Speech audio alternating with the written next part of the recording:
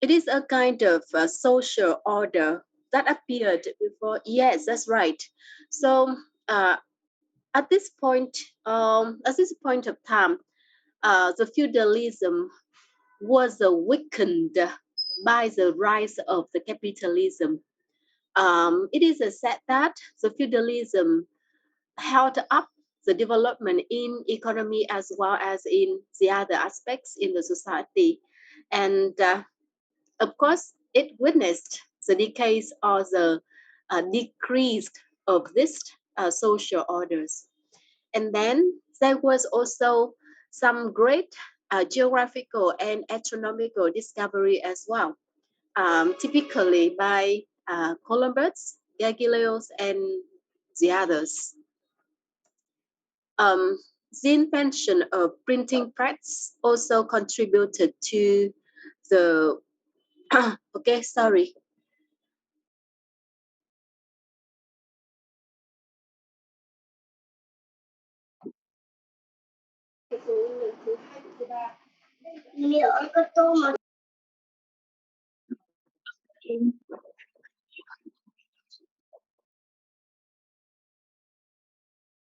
Okay, the invention of the printing press also contributed a great part to the development of the society or literature in this period as well. Mua áo. The printing, the printing press means that the knowledge or the information can be widely spread all over the country, and people got information quickly, and then they could be updated, and they knew what was happen uh, in some other parts of the country as well as in other parts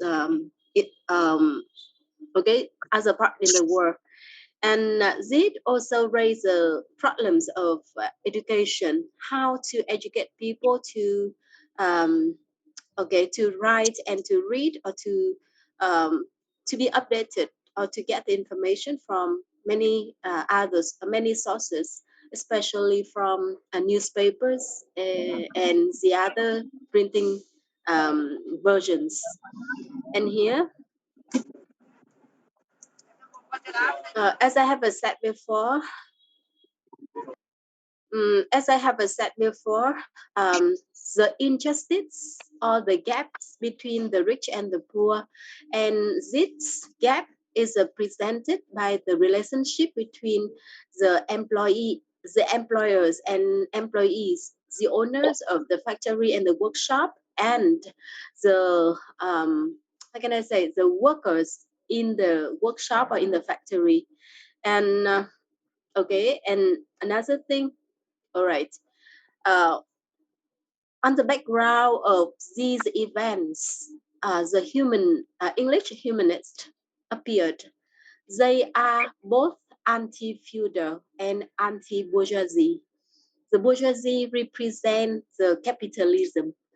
They had the power of they had financial power, and they try to harness the how can I say, the labor force in order to get the most from them. And for that reason, humanist, okay, English humanist, being how can I say, um, critical. Sorry.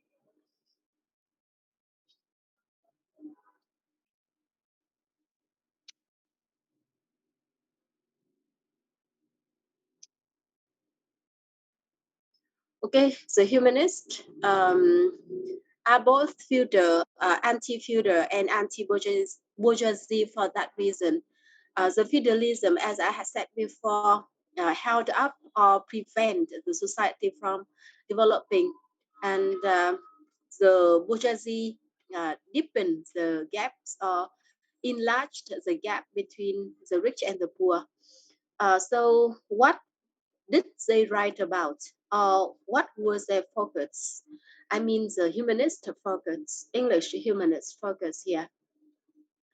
Let's look at the literature aspect. Um, I have a picture here with the word with the phrases like um, it says life can be perfect in the utopian life and no war to fight in. This picture suggests the word utopian life. Have you ever heard about utopian life, or have you ever watched a film about utopia, or have read something relating to utopia, or something that mentioned about utopia? Actually, this term appeared in this period, and why did it appear, and what was it meaning? Let's look at the information of the literature here.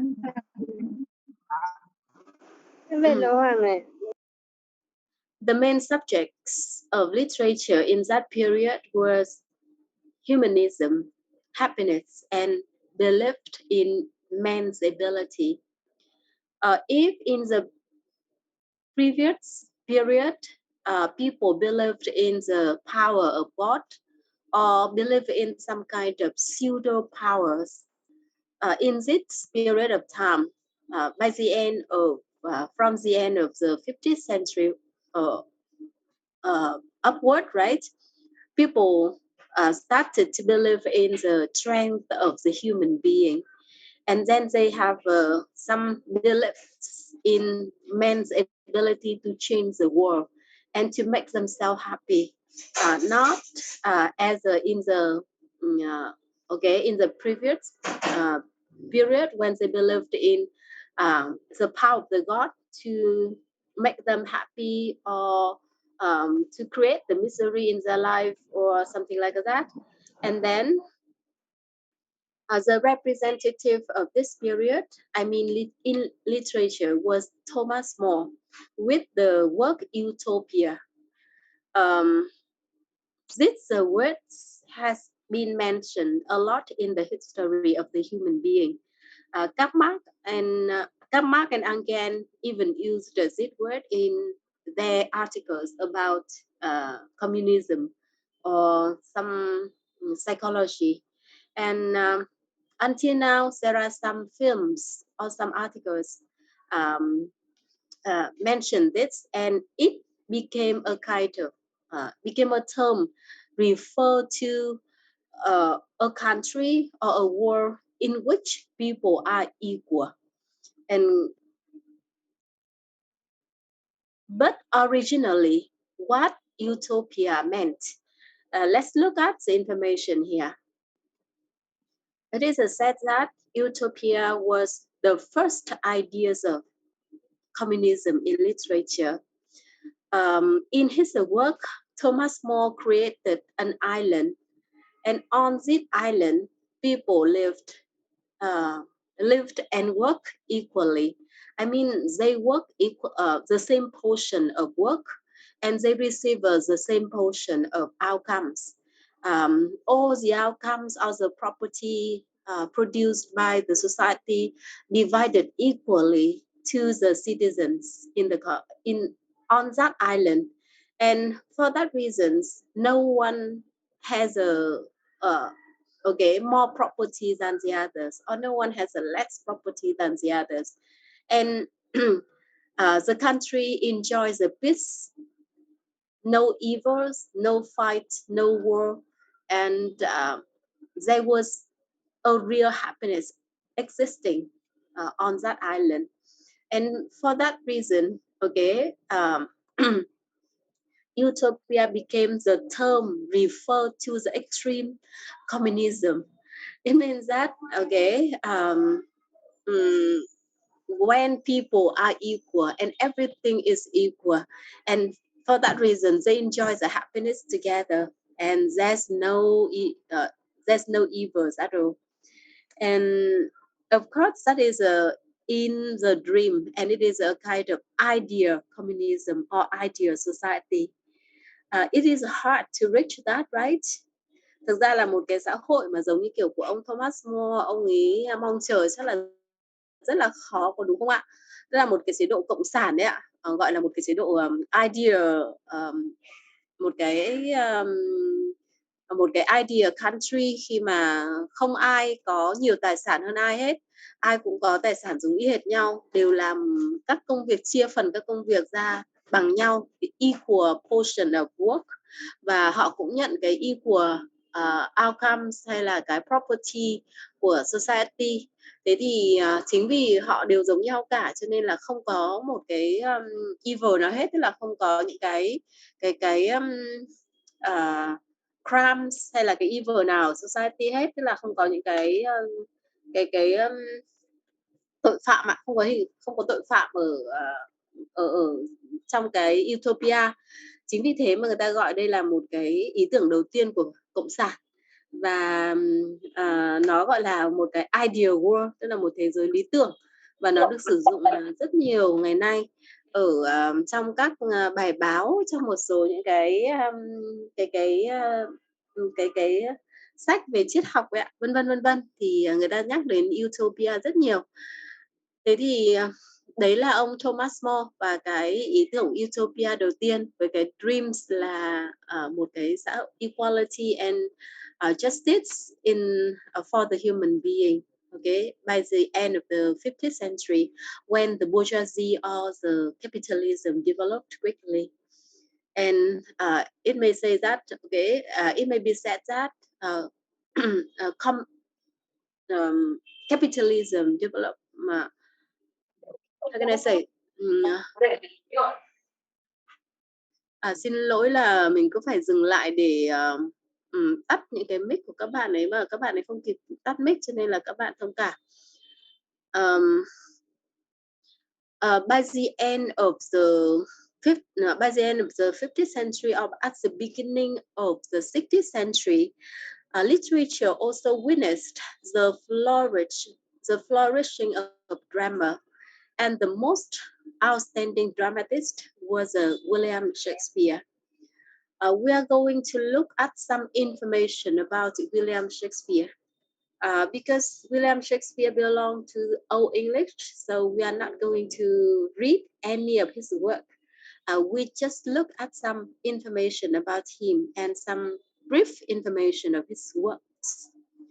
So let's hear William Shakespeare, 1564 and 1616.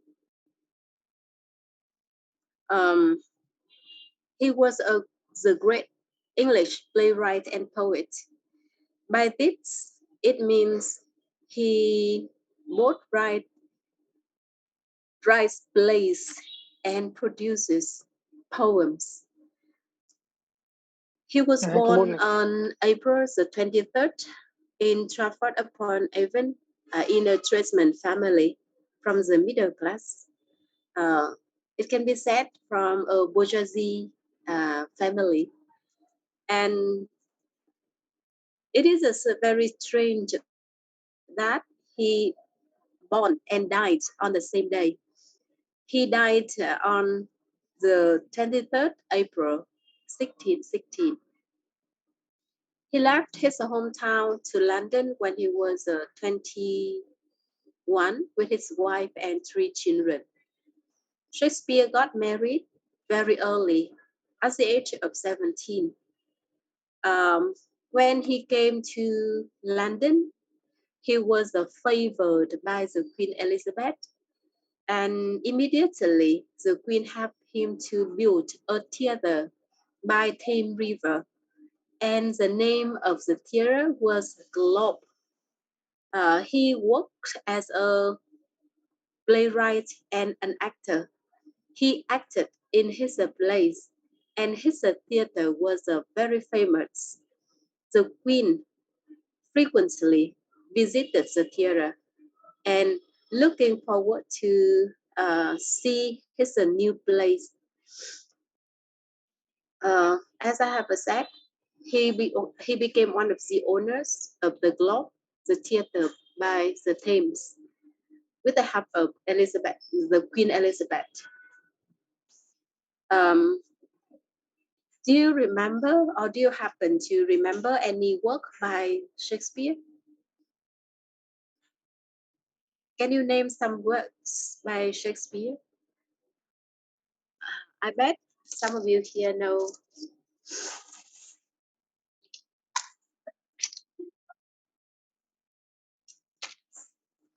For example, the most famous one or the most popular one, well-known one is Hamlet.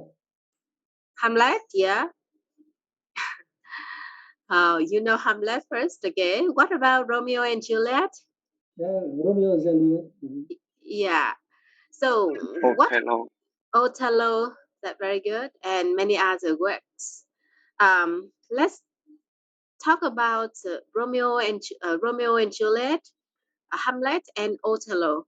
Are they different in the themes? I mean, in the topics.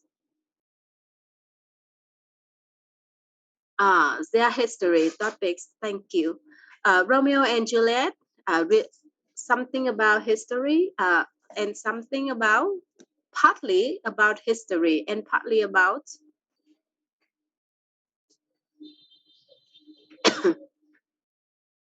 yeah, a kind of drama. And Hamlet and Othello, okay, both of them are historical uh, chronicle, right? Now let's look at some information about the typical works by William Shakespeare. Here it is. Look at the picture here. We okay immediately recognize the famous work. It is Romeo and Juliet, right? By the end of the story, what happened to them? They both die. Yeah, they both died. Okay, and what's the cause of their death? So as I remember that um Romeo and Juliet are from rival or even nemesis families. The family hate each other, but they love each other.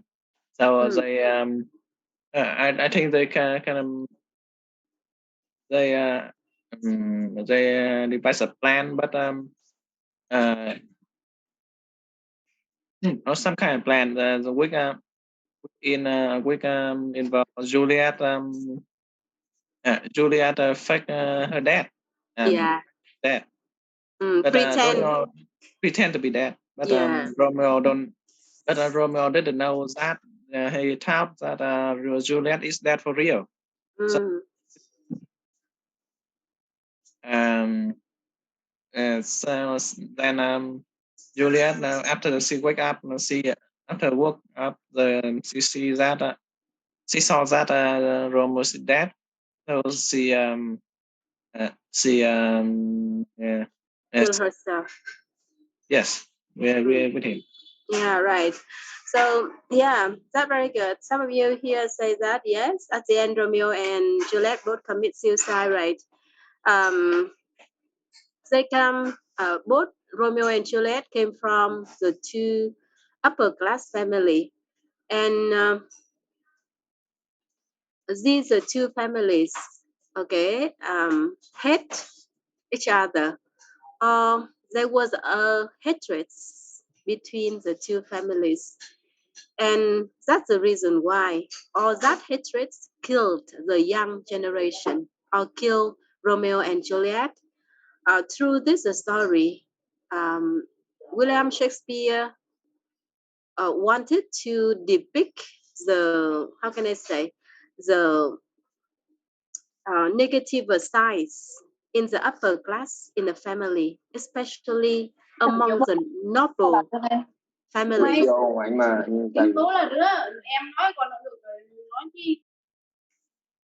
Among the noble family, they okay enjoy the how can I say, they enjoy the full material life, but they try to make their spiritual life confusing.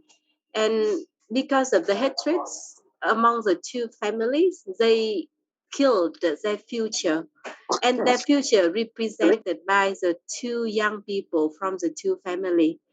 So this story was written in the second period when William Shakespeare came to London. I would like you to look at the other periods as well in William Shakespeare career. Let's look at this information. In his career, William Shakespeare wrote 2 poems, 37 plays, and 154 sonnets. There were 3 periods in his career.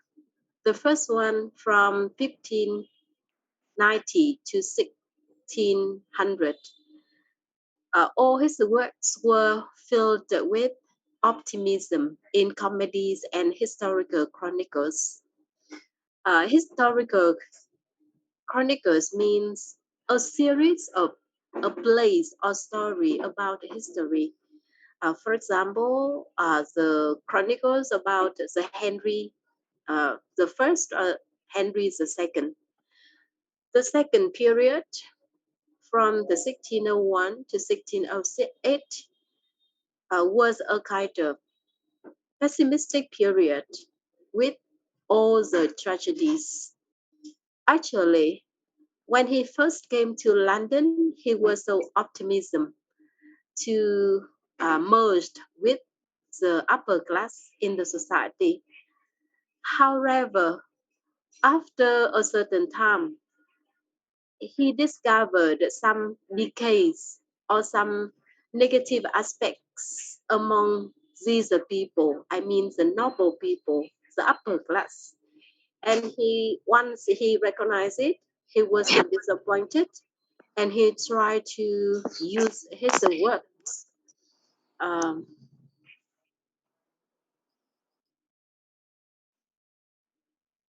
He tried to use his works, the plays, the poems, or chronicles to reveal these aspects.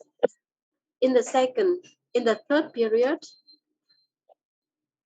until 1612, he suggested utopian solution to social and moral problems. You know that in this period of time, people couldn't find a way to deal with the social the other problems in the society, and utopian solution was the only one that can help them to continue to dream or continue to believe in the future.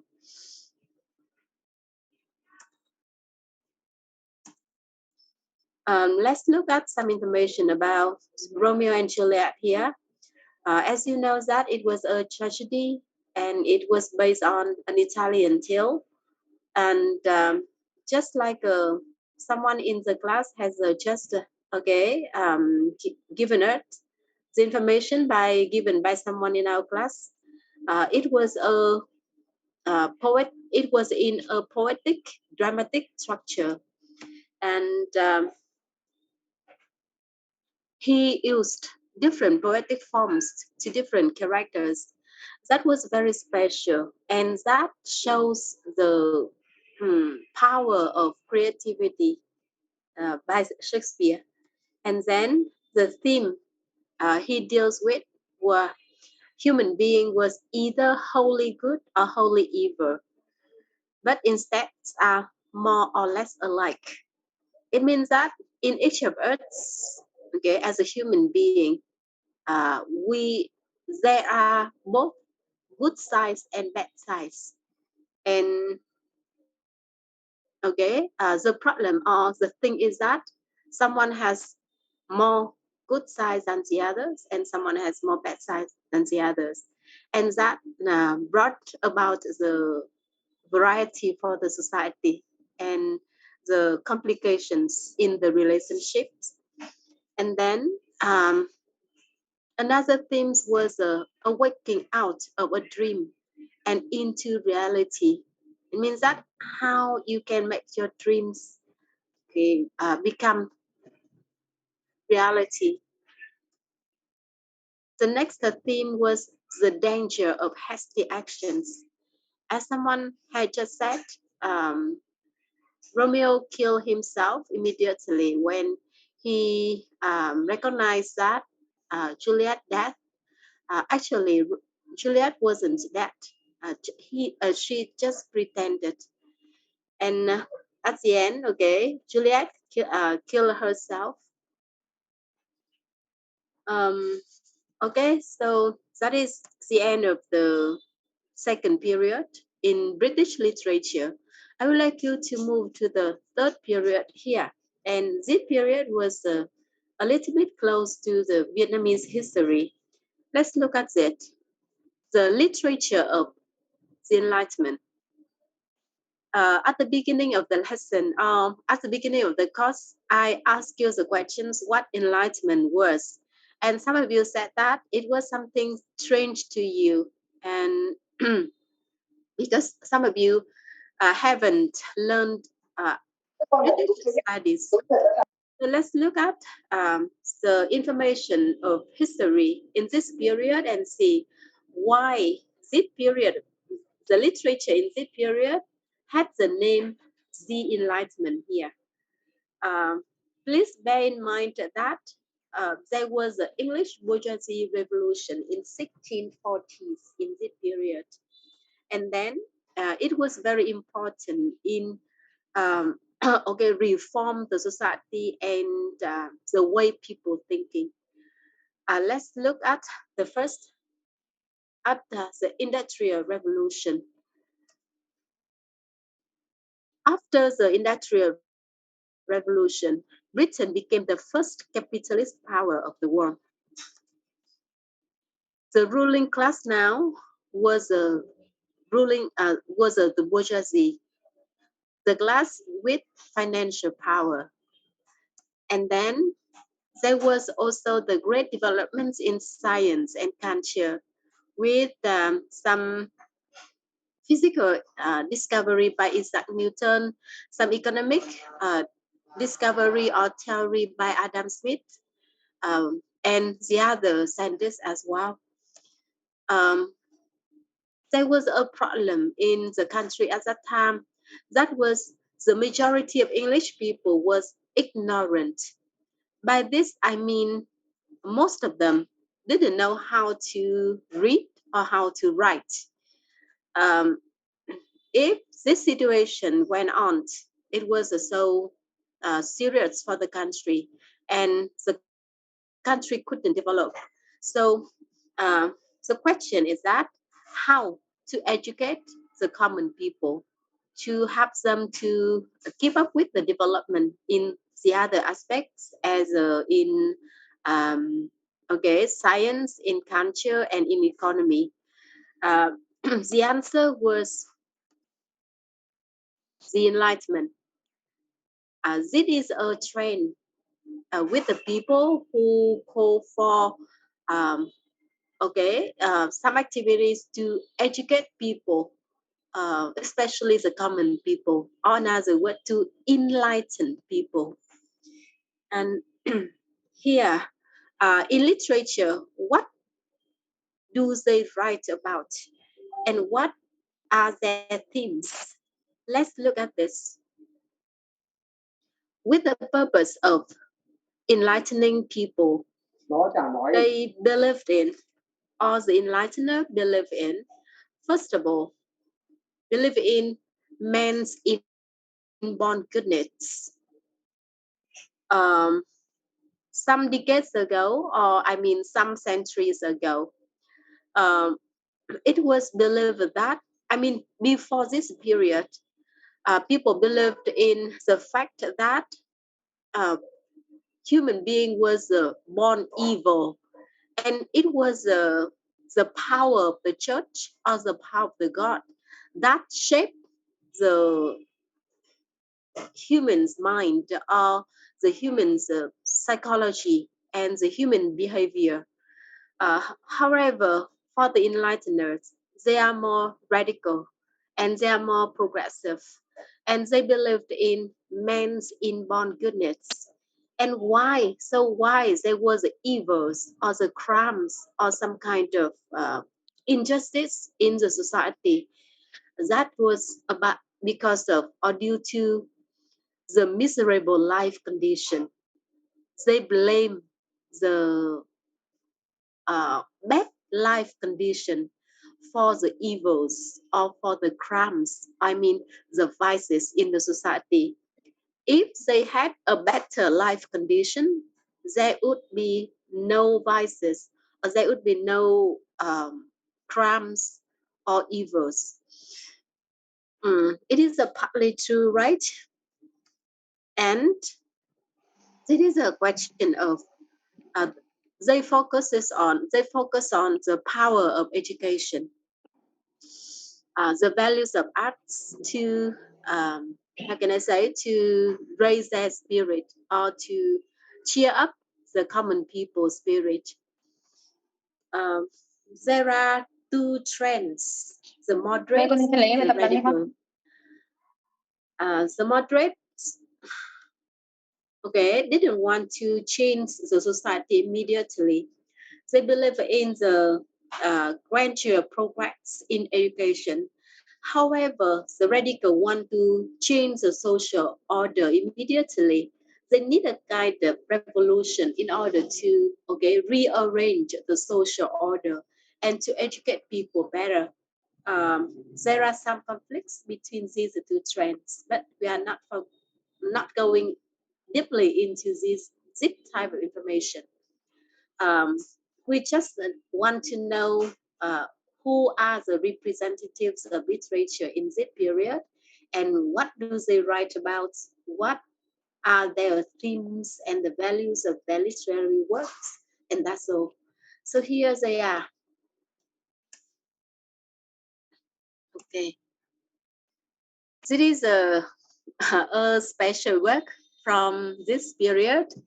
It is a Gulliver's Travel. Anyone have watched the films or have read this book? Yes, okay. I'm happy about that. So it was a story, or it was a, how can I say, a novel or story produced in the period of Enlightenment. Um, what ideas does it bring to the people at that time? Let's look at some information here, and we will discover the meaning of this story and its contribution to the society in general and to literature specifically. Uh, the first thing we need to know is that the Cầm đi poetic Kim forms ơi. was replaced by prose. Cái prose ở đây có nghĩa là uh, cái prose ở đây có nghĩa là văn xuôi, tức là những cái hình thức mà thơ ấy, nó được thay thế bởi văn xuôi.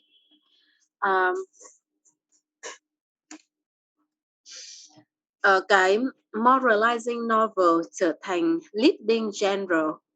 Cái moralizing novel đây có nghĩa là những cái tiểu thuyết về đạo đức, đúng không ạ, trở thành cái dòng văn học chính, bởi vì nó có mục đích là educating people or enlightening common people. Vì thế mà các nhân vật chính của nó thì chủ yếu là các nhân vật chính của các tác phẩm thời này chủ yếu là ordinary people, hay còn gọi là thường dân, đúng không ạ, là những người rất bình thường. Một trong những tác giả thời đó đó là Jonathan Swift với tác phẩm Gulliver's Travel. Recording in progress.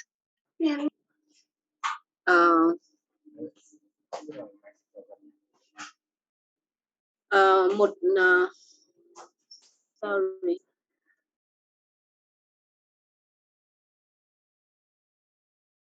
Okay, another writer was Daniel Defoe with Robinson Crusoe. I know that, and I hope that most of you here know about Robinson Crusoe and its meaning.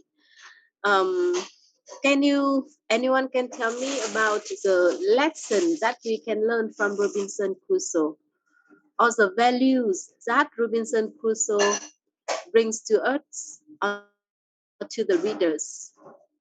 Cái giá trị mà tác phẩm Robinson Crusoe mang lại cho người đọc là gì cả lớp nhỉ?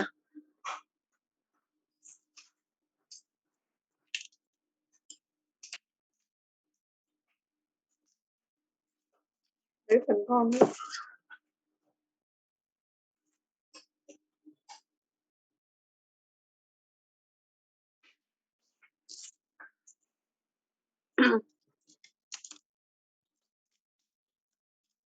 Yes, discipline, right? And gratitude. Thank you. I think one Um, of the lesson is that Robinson Crusoe didn't give up hope even even in desperate situation. Like he he's, he went to several times that he went to he went to low desperate situation several times. Once yeah, he crashed his ship, and even after he got on the island, he even got he even um, hmm, he got sick one hit yes, destroyed by earthquake, and yeah. uh, but he didn't give up. Mm. Yes. Okay, thank you for your ideas. All of you are correct, and you know that we got a lot of values from the story. It is about the whole story is about the strength of the human being or the power of the human being in every situations, even in the worst situation as a shipwreck, and even in the situation of living on an island isolated from the others and without any um, device ordinary devices or tools for necessary tools for life. He still survived, and that is the power of the human being. That is the strength of the human beings that help you to overcome any difficulties that you may have in your life.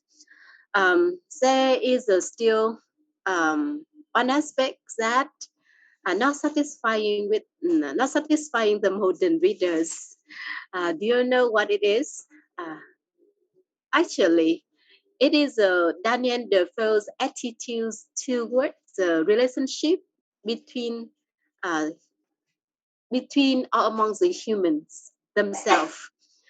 You know that when Romeo was alone on the islands for a long time, and he tried to settle down on the island, working hard in order to raise some animals, produce some crops, build, building some bands, or building some um, tents and so on in order to set up um, or again in order to survive on island. He was looking forward to a companion, a company. I mean that looking forward to the a contact with a human being, or I mean desperate for it. One day he discovered a human on the beach, and it was a Friday. He names the human the man Friday, and it was a little bit sad that he didn't make the man his friend, but immediately he turned the man into his servant. And Friday had to work for him and serve him. Um, that is a kind of how can I say bourgeoisie attitudes, all kind of communists, not communist, but it is a kind of okay. The attitude belong to the employer of the bourgeoisie. Jonathan Swift had also had some ideas in his work Gulliver Travel. In the story, Gulliver traveled to a lot of the countries, including the world of the tiny people, the world of the people, half men and half animals. The head belonged to the horse, and the body belonged to. I'm sorry, the head belonged to the human being, and the body belonged to the horse. And he also came to a country with a lot of giants, or the country of giants. And in each country, he discovered some good and bad things. And through this story, Jonathan Swift tried to reveal some reality in the current society. For example, in the country of the tiny people, he described it as a real human being world when the power belong or depends on the tricks that or the trick or some kind of um, uh, how can I say, some kind of risky actions or activities that person can carry out. If you can walk on a string, you can be a king. um, the scientists in that country try to discover the way to build a house without an angle, or they try to work out how to extract some sunlight from the cucumber. And all these things are for nothing. It is just like in the human being. The scientists or the people are doing something just for nothing. And they are the upper class people. And they are playing some kind of, how can I say, some kind of funny stories. And the power of the country is in some uh, incapable people, the people who do not have the capability to control, but just have the ability to do some kind of tricks. So through the story, Jonathan Swift tried to uh, show some bad aspects in the society at that time. And Robinson Crusoe tried to encourage or motivate people with the strengths that he showed in his story.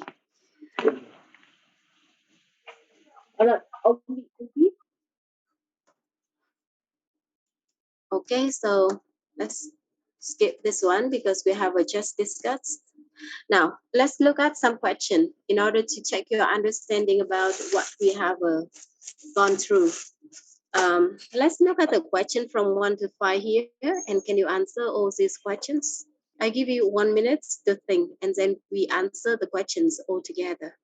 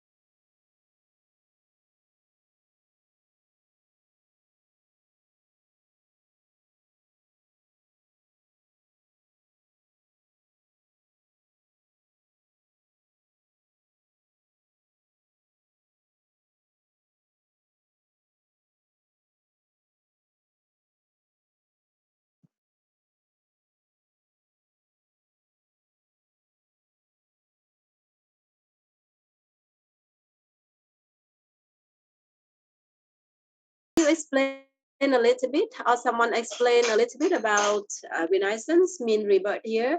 What did people in that period um, into, especially in literature?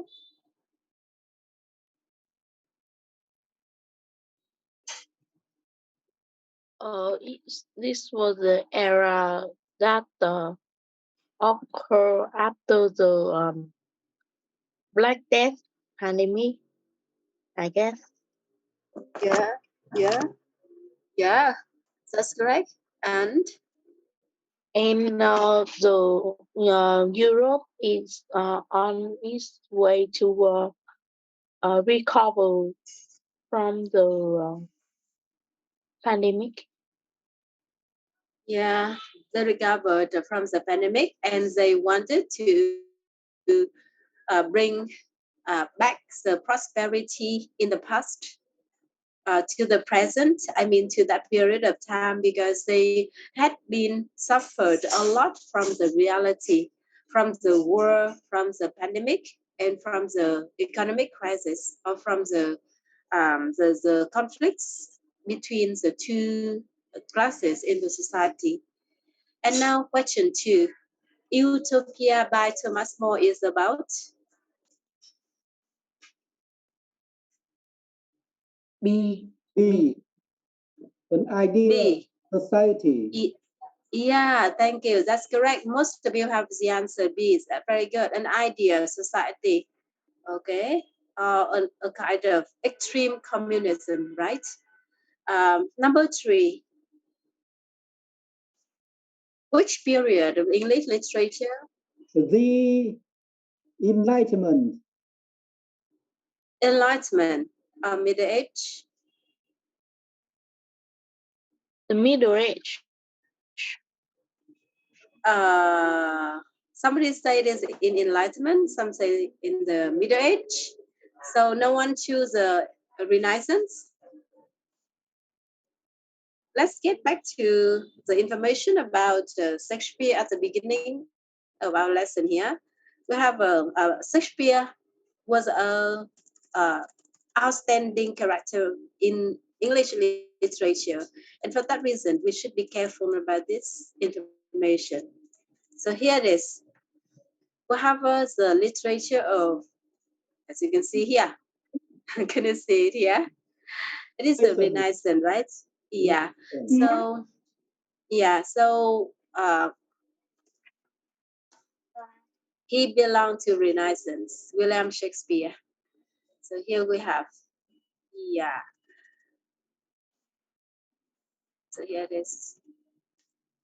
So here it is. It belonged to Renaissance. Okay.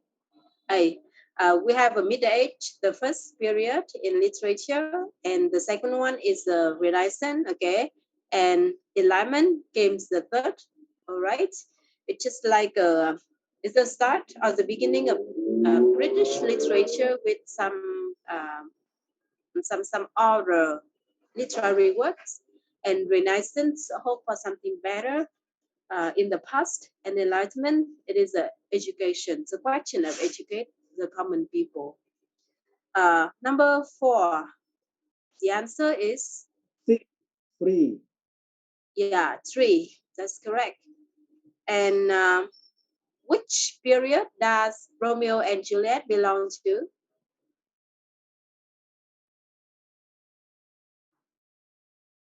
It is a tragedy, but now there are three periods in Shakespeare career. Which period does Romeo and Juliet belong to? The first, yeah, the second one with tragedy, right? Thank you. And the last one, number five. What did enlighteners try to do? B. Okay, try to educate people, right? Thank you. So that is a revision for the first, okay, part in our the first part of our lesson. Now let's move to the second part here. Yeah, okay. Oh, correct answer. We are not going to discuss these questions. We move to the next century. It is the 19th century, the literature in the 19th century. And here it is. We are not going to look at the social context in general, but we are going to divide literature into different trends right at the beginning. There are some typical literary trends in 19th century. The first one is romanticism. The second one is a critical realism. The third, decadence. The fourth, neo-romanticism. Let's look at the names of these trends in Vietnamese. Romanticism, what does it mean in Vietnamese? Chủ nghĩa lãng mạn ạ. Đúng rồi, đây là dòng văn học lãng mạn. Critical realism là dòng văn học hiện thực phê Hiện phán. thực phê phán. vâng ạ, đúng rồi ạ, hiện thực phê phán ạ. Decadence. Đây là dòng văn học suy đồi ạ. Và cuối cùng có cái chữ neo ở đằng trước thì người ta gọi là cái gì vậy ạ? Lãng mạn mới ạ. Đúng rồi, đó là lãng mạn mới. As you can see that all of the literary trends here are coincidence with have some common with the how can I say similar to some Vietnamese literary trends, right? Being okay, discussing about romanticism. Do you remember or do you happen to know what are the common themes in romanticism? I mean, the topics that the writer writes about in romanticism are Love. Loves, okay, and many other things. Now let's see. And socialism by the end of the century, but not very outstanding. We are going to talk about socialism later in the 20th century. First of all, romanticism by the end of the 18th century and at the beginning of the 19th century, as you can see. Romanticism as a picture of the man here, standing high above and look at the crowd and do not care about the reality. And that is the attitude of romanticists. They just look at the beauty and then they ignore the reality and try to find some kind of excitement in the beauty around them, including love and the other things. So here it is. At this period of time, people were disappointed about the outcome of French Revolution. They hoped that after the revolution, the bourgeoisie would give the common people some property or some rights. But actually, after the French Revolution, the social systems seem to be the same. And there was still the gap between the bourgeoisie or the owner or the factory owners and the employees. So people were so disappointed. Their life hadn't been changed. With the growth of industry, and then there is the rising of the working class movement. The worker was so disappointed, and they tried to stand up to fight against the owner of the factory, and they tried to gain some rights for themselves, or try to gain some benefits for themselves. And in this situation, okay, there's one more event. It was the disappearance of peasantry. By peasantry here, I mean the farmer. They didn't have a farm to cultivate. All the land was devoted to the factories and to workshops because of the growth of industry. Factory was everywhere. And for that reason, the farmers became beggars in the city. And most of them had to work in the factory in order to earn living. And this situation makes the society is in a chaos. And romanticists, okay, were also disappointed, but they found another way to solve the problems. It is avoid contradictions. I mean, avoid the conflicts between the classes in the society. and then turn attention to nature and the spiritual life of man. As I have said to you, or as somebody, topic of romanticism is the love, and love is just one aspect or one theme in romanticism. It is one thing in I mean one things in spiritual life of man.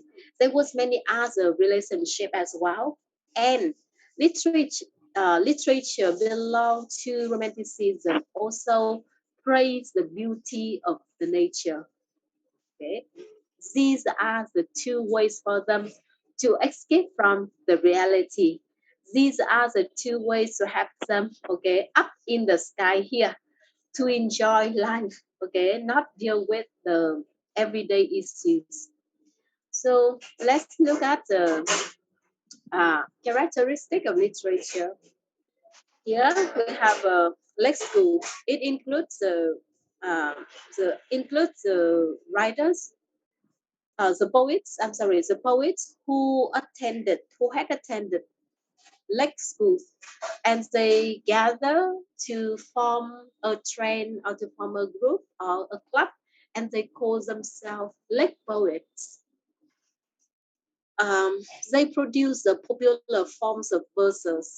Romanticism is usually revealed in a kind of poem, right? And yeah,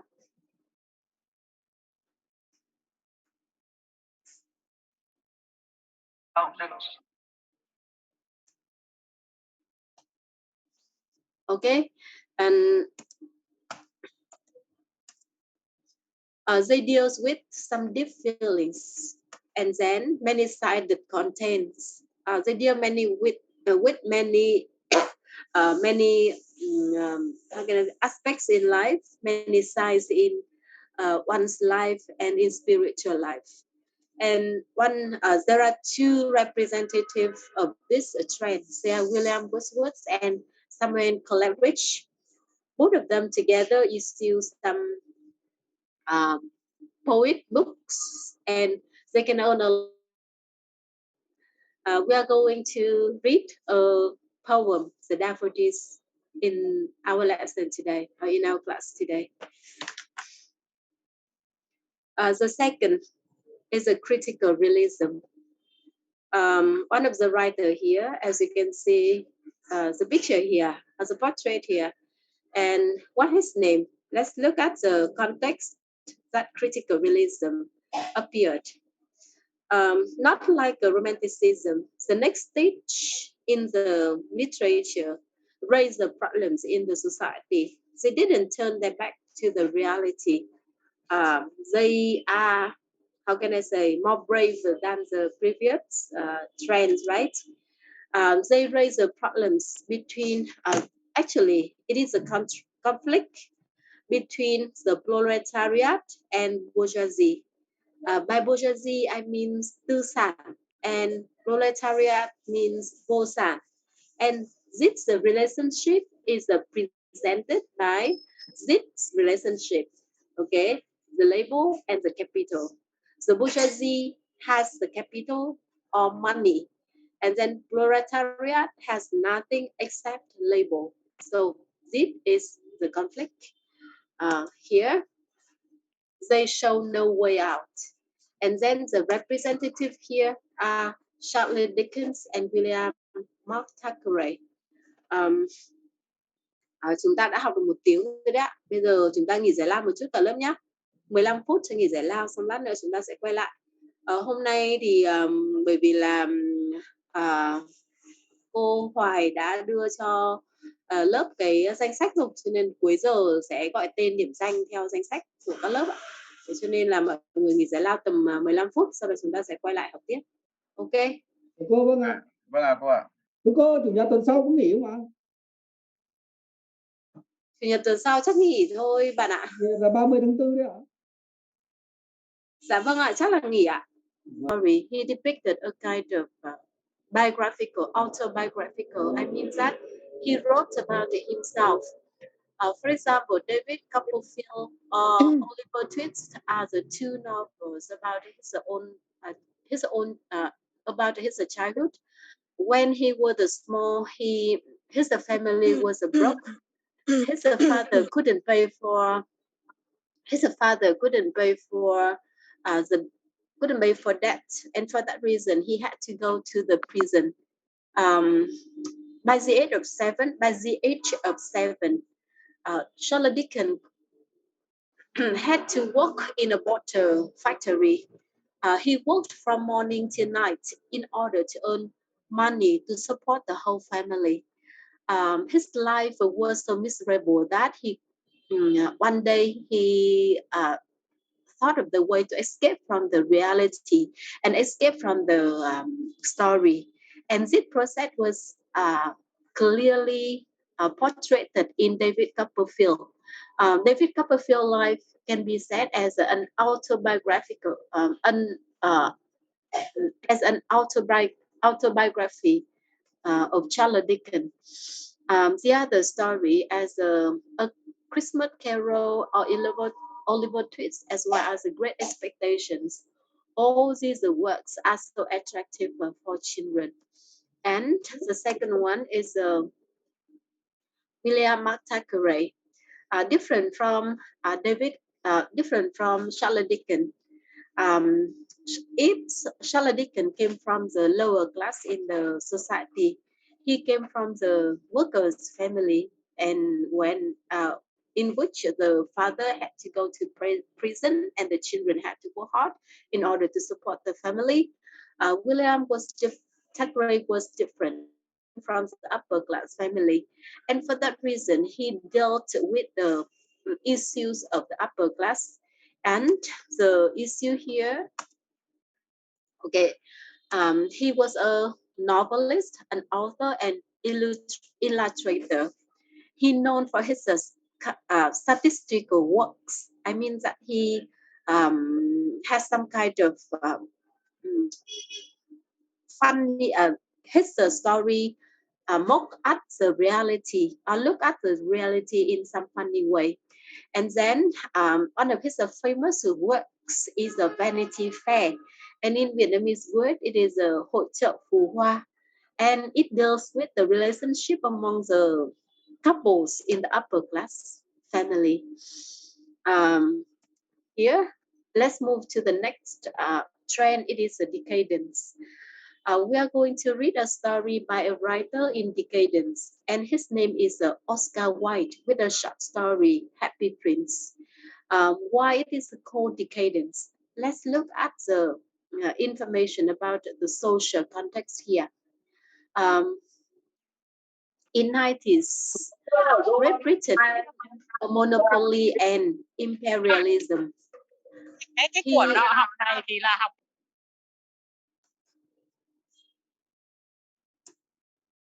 Ui, chán quá. And then there was the economic crisis. There was also workers' movement, and people think of the ways to protest against the reality. And just like the romanticism, if romanticists look at the beauty of the nature and the beauty in the relationship of the human being, the decadents look at the beauty of art or the beauty of arts. They invented some sub-trends in decadence. They can be said as symbolism, impressionism, imaginism, and the last one is artisticism. Artisticism. Đây là trường phái biểu tượng, trường phái ấn tượng, trường phái tưởng tượng và trường phái vị nghệ thuật. Thì đây là các trường phái mà trong văn học Việt Nam người ta cũng đã đề cập rồi, và mình thấy có một số trường phái có những cái tác phẩm nghệ thuật nổi tiếng rồi. Thì một trong những tác phẩm, một tác giả ở trong thời kỳ này đó là Oscar Wilde. Thế thì Oscar Wilde tức là khi mà hình như là các bạn có nhớ là trong tác phẩm của Nam Cao ấy, trong Trăng Sáng của Nam Cao ấy, họ cũng có thảo luận về cái là nghệ thuật vị nghệ thuật, thì nó chính là cái tư tưởng artisticism đấy ạ. tức là nó về cái là nghệ thuật chỉ phục vụ cho nghệ thuật không thôi, hay là nghệ thuật còn phục vụ cho cả reality nữa, tức là giống như là ngòi bút ấy, giống như là ngòi bút như là lưỡi kiếm ấy ạ, để portrait lên cái reality và để nó trở thành useful với cả những người trong xã hội thời bấy giờ. Thì trường phái vị nghệ thuật này có được gọi là decadence, tức là trong văn học Anh thì nó gọi là trường phái suy đổi cái là nó không nhìn vào hiện thực mà nó tìm cái đẹp ở trong nghệ thuật và tìm cái đẹp ở trong các trong văn học. Thì tác phẩm của Oscar Wilde thì để nói về cái vẻ đẹp của nghệ thuật trong văn học thì nó được thể hiện ở cách sử dụng từ ngữ hay là các miêu tả của tác giả về cái thế giới mà tác giả muốn create trong cái tác phẩm đấy. Cái dòng văn học tiếp theo là dòng văn học Neo Romanticism, thì mình sẽ không học tác giả nào trong dòng văn học này, mình chỉ cần biết là nó escape from the reality without beauty and interest. Nếu nó vượt ra khỏi cái hiện thực mà không tập trung vào cái đẹp, mà cũng không tập trung vào bất cứ một cái interest nào, thế thì nó tập trung vào cái gì? Thế ở đây nó sẽ là nó có một cái human approach, tức là nó tiến bộ hơn, progressive một chút, đó là nó look at science and adventure. Lúc này nó kết hợp giữa people và nature. Dòng văn học cuối cùng đó là dòng văn học socialist literature. Thì dòng văn học này thì nó là dòng văn học kết hợp giữa romanticist của giai đoạn trước cùng với cả Chartist. Chartist có nghĩa là cái phong trào công nhân ấy, tức là những người theo phong trào công nhân. Và những người này, dòng văn học này thì rõ ràng là bạn đã biết rồi, nó nhấn mạnh vào tầm quan trọng của working class và coi rằng là poetry là weapons approaching future, có nghĩa là cái công cụ để tiến tới tương lai, đúng không ạ? Là sử dụng poetry. Và representative là William Morris. Chúng ta sẽ không học tác phẩm nào của ông này hết cả, nhưng mà chúng ta biết rằng là có socialist literature ở thế kỷ thứ 19, ở cuối thế kỷ thứ 19 ở Anh. Ở dòng văn học ở thế kỷ thứ 20 cùng với những cái together with the development in the society and with the other events in the society. Here it is. First of all, it is the Anglo-Boer War. So actually, it is a war of it was the war in the colonies, British colonies. Đây là cuộc chiến giành lại độc lập của các nước thuộc địa Anh, đặc biệt là ở các nước ở các châu lục như là châu Mỹ, châu Mỹ chẳng hạn. Và cuộc chiến tranh thế giới lần thứ nhất cùng với cuộc cách mạng tháng 10 Nga, cuộc chiến tranh giành độc lập của Ireland với cuộc khủng hoảng chung General Crisis, chiến tranh thế giới lần thứ nhất và General Strikes of British Workers, tức là cuộc tổng đình công của công nhân Anh vào những năm này của thế kỷ thứ 20. Tất cả những cái sự kiện này thì nó tạo ra 4 dòng văn học. Dòng văn học thứ nhất đó là imperialist, tức là dòng văn học đế quốc. Dòng văn học thứ hai đó là progressive realistic, dòng văn học hiện thực tiến bộ. Dòng văn học thứ ba đó là dòng văn học decadent, và dòng văn học số 4 là socialist realistic. Thế thì chúng ta sẽ xem qua một số dòng văn học ở trong thời kỳ này. Về imperialist là văn học đế quốc thì chúng ta giới hạn của chương trình chúng ta quá ngắn, nên là mình không để tâm tới. Tuy nhiên là chúng ta cần biết là dòng văn học này thì support the ideas of imperialist expansions. They wanted to expand the imperialism of the colonies, and they praise the best of English traditions. There are two representative here, including Rudyard Kipling, Herbert George Wells here. The next trend is a progressive realistic, and we are going to read the works by two writers here. They are William Somerset Maugham with a short story and Graham Greene with a novel. The short story by William Somerset Maugham was I don't remember well, but the novel, one chapter of the novel the Quiet American, we are going to look at by Graham Greene here. They portray the reality, however, they couldn't show the way out. If you read the work by Graham Greene, you will discover why it is a more progressive than the realism in the previous century. Though it doesn't show the way out, but it looks at the world in different angles and reveals some realities, some harsh realities. Okay, the next trend is the decadence, and with the decadence, just like the decadence in the previous century, they can be called or they can name as a modernism, and they escape from the social life and explore the inner world. Okay, and the two writers here are James Joyce and Thomas Stern Eliot.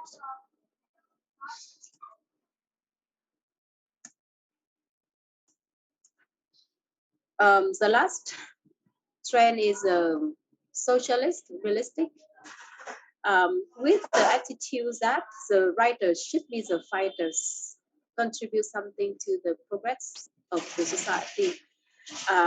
The socialist realistics try to reveal the reality and try to encourage people to fight for their right and for the equality. The writers plays an active part in social political activities. They are John Cornwood, Sean Agassi, and Christopher Cowell. Có một số tác phẩm ở trong cái Decadence mà lúc nãy xong một số tác phẩm trong Decadence, nếu như là các bạn đã ở trong văn học Anh ấy, đó là Mr. Hyde, Dr. Jenkins and Mr. Hyde, là một tác phẩm mà đặc biệt ở trong cái thời kỳ Neo Romanticism, là cái thời kỳ dòng văn học lãng mạn mới của thế kỷ thứ 19, thì nó kết nối với cả cái dòng văn học của thời kỳ này. Thì nếu như bạn nào đã xem phim hoặc là đọc câu chuyện đấy rồi thì bạn thấy là nó là một câu chuyện giả tưởng về cái đa nhân cách, đúng không ạ? Đấy là Dr. Jenkins và Mr. Hyde. Tức là ban ngày thì ông ấy là doctor và ban đêm thì ông ấy lại biến thành một người hoàn toàn khác và để đi và tạo ra các án mạng. Và ban ngày thì ông ấy tham gia một nhóm người để discover ra kẻ trộm criminal, để try to trace the criminal. Thế nhưng cuối cùng ban đêm thì ông ấy lại chính là criminal. Và đấy là cái mà Neo Romanticism muốn nhắm tới, tức là họ sẽ không nhắm vào cái beauty, họ cũng không nhắm vào cái interest, mà họ lại nhắm vào science, tức là họ focus vào cái science và imagination, tức là sự tưởng tượng. Đấy ạ, thì đấy là một số tác phẩm tiêu biểu trong văn học Anh. Đấy, trong văn học Mỹ thì nó sẽ popular hơn bởi vì có nhiều tác phẩm nổi tiếng hơn và nó modern hơn. Còn văn học Anh thì nó hơi cổ kính một chút, thế nhưng mà nó cũng có khá nhiều các tác phẩm mà các bạn đã từng biết tới. Thế thì đây là một số câu hỏi dành cho cái dòng văn học từ thế kỷ thứ 19 và thế kỷ thứ 20. Cái thứ nhất đó là chúng ta thử cùng nhau xem là các dòng văn học này nó như thế nào nhé. Thực ra là các câu hỏi này nó cũng đơn giản thôi. Chỉ xem là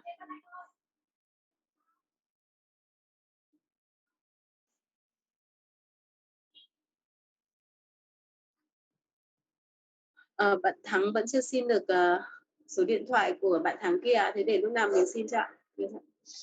Ở đây câu hỏi số 1 ạ. How many literary trends in the 19th century? Có bao nhiêu dòng văn học ở thế kỷ thứ 19 vậy ạ? Có 4 ạ, đúng rồi ạ. Sẽ là 4 trends. Có một cái dòng cuối cùng mà mình không nhắc tới, đó là socialist, đúng không ạ? Cho nên nó sẽ là 5 dòng văn học ạ. Số 2 ạ. Với decadence thì nó có nghĩa gì đấy ạ?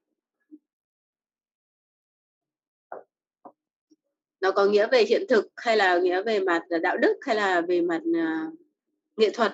ở trong văn học ạ? Reality ạ. Reality ạ. Thực ra nó không phải là reality mà nó là art. Tức là lúc nãy mình có nói về cái dòng văn học decadence, dòng văn học suy đồi là nó tập trung vào nghệ thuật nhiều hơn thì gọi là art. Thế kỷ thứ 20 nó gồm có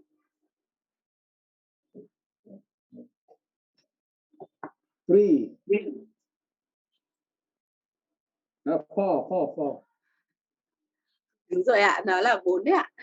Four trends nó ít hơn cái, đúng rồi, nó có four trend. Thế đối với cái dòng văn học mà nó nói tới hiện thực thì được gọi là dòng văn học gì ạ? Đây ạ, câu hỏi số 4 ạ. Dòng văn học mà mô tả hiện thực thì nó được gọi là dòng văn học A, B, C ạ. Realism, đúng rồi ạ, B ạ. Và dòng văn học nào là người viết trở thành nhà văn, trở thành người chiến sĩ ạ?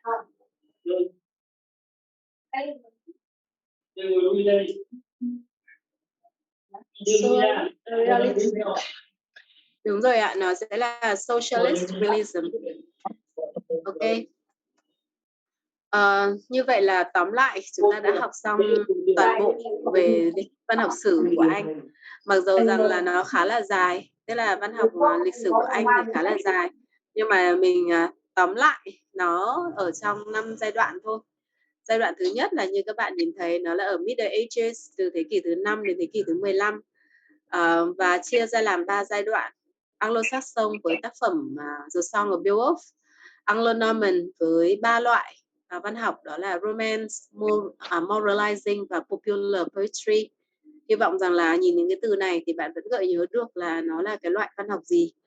Okay, and the last period in Middle Ages is a pre-Renaissance with contemporary tales. It is a birth of that is a milestone for the birth of English literature. Or another way, it is the birth of English realism, with a combination of all classes in one work.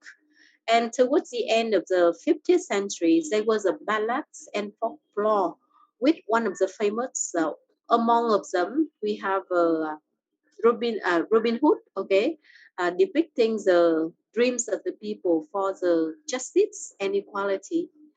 The second period is a Renaissance with Thomas More and the term utopia. William Shakespeare with the 3 periods in his career. Enlightenment with the idea of educate people. And we have Daniel Defoe and Jonathan Swift in early Enlightenment. We are not looking at mature Enlightenment and late Enlightenment. You just know that the Enlightenment with these two writers. The 19th century here with Romanticism, Lake School with the Daffodils by William Wordsworth, critical realism with Charles Dickens and David Copperfield, decadence with Oscar Wilde, and some short story, the beautiful short story, just like fairy tales. Neo-Romanticism and socialism with William Morris. In the 20th century, we have imperialists with Rudyard Kipling, progressive with William Somerset Maugham and Graham Greene. I want you to pay attention to these two writers because we are going to read the work by them. And also Catherine Mansfield, và tác phẩm của Catherine Mansfield. Đây là tác phẩm Decadence cuối cùng ở dòng văn học ở thế kỷ thứ 20 này. Như vậy là về nhà các bạn là mình sẽ gửi lại tôi sẽ gửi lại cái bài giảng này lên trên DC và gửi lại anh Thắng mà để anh Thắng truyền lại cho các bạn nhé. Và hình như là theo như kế hoạch thì chúng ta sẽ có một bài kiểm tra giữa kỳ vào mùng 5 cho đến mùng 9 hay sao ấy ạ. Mùng 5 cho đến mùng 9. Thế nhưng mà đến tuần sau thì có lẽ là chúng ta nghỉ thì có lẽ là tôi sẽ hỏi lại bên trung tâm xem là liệu có lùi bài kiểm tra giữa kỳ lại một chút được không? Vì nếu là mùng 5 thì nó hơi gấp. Xong có gì thì bên khoa sẽ lại báo cho các bạn hoặc là tôi sẽ báo cho anh Thắng ạ. Cô Với cái nội dung vừa học xong. Dạ vâng, anh có cái ý kiến gì ạ? đúng vậy, thưa cô có ý đúng, tức là năm 9 thì gấp lắm, vì mùng 7 tháng 5 mà bọn em đang chuẩn bị thi, bọn em sẽ chuẩn bị thi kết thúc thực hành tiếng 4. Vâng. Thế thì có lẽ là cả hai bên đều có ý kiến với Khoa thì chắc là Khoa sẽ chuyển cái thời gian thi đi được không ạ? Được ạ, thưa cô được ạ. Thế thì tốt quá. Thì vâng ạ. Vâng ạ. Bọn em Thế đang thì tập ngày trung mai tôi sẽ đang tập trung ôn thực hành tiếng 4. dạ vâng. 4 kỹ Học năng nghe nói đọc viết ấy. dạ vâng ạ. Thế học xong thực hành tưởng phải học xong các kỹ năng đấy thì mới học các môn chuyên ngành như thế này Thực phải tế không ạ? là đã nhẽ hôm nay là ngày thi thực hành tiếng 4 nữa. Thế nhưng mà có lý do Vâng. nhiều bạn không thi được nên là xin hoãn đến mùng 7 tháng Dạ 5. vâng ạ. Và Dạ.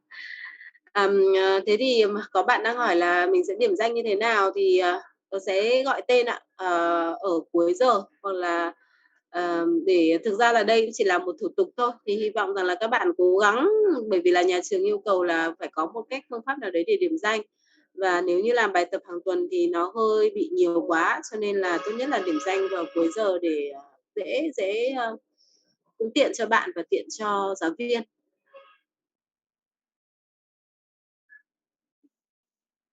Bạn chờ một chút ạ để